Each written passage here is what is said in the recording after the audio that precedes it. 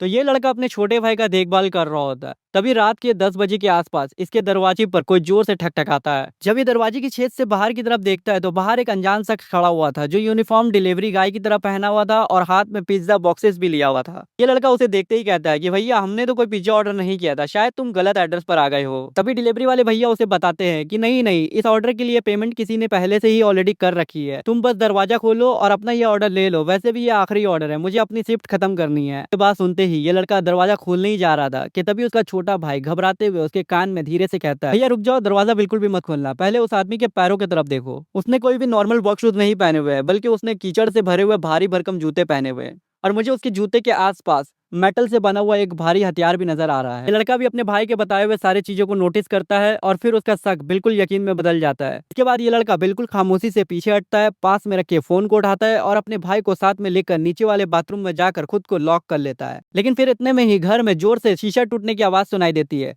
पता चलता है कि ये वही बहरूपिया आदमी है जो दरवाजे का शीशा तोड़कर घर के अंदर ढुक चुका है। लेकिन इस बहरूपिया शख्स के घर के अंदर ढुकते ही घर के अंदर जो लगा इमरजेंसी अलार्म था वो जोर जोर से बजने लगता है। इस अलार्म की आवाज सुनते ही उस बहरूपिया आदमी की फट के चार हो जाती है और वो वहां से 1 2 3 हो जाता है। कि इतने देर में फिर वहां पर पुलिस भी आ जाती है और जब वो घर की तलाशी लेते हैं तो उनको वहां पर झाड़ियों में वही पिज्जा के बॉक्सेस मिलते हैं। पुलिस उन पिज्जा के बॉक्सेस को खोल कर देखते हैं तो अंदर कोई भी पिज्जा मौजूद नहीं होता, बल्कि उसकी जगह भारी भारी पत्थर रखे होते हैं। देखते ही पुलिस को यह कंफर्म हो जाता है कि ये कोई आम डिलीवरी गाय नहीं था, बल्कि एक लुटवारा था जो घर को लूटने के लिए आया था।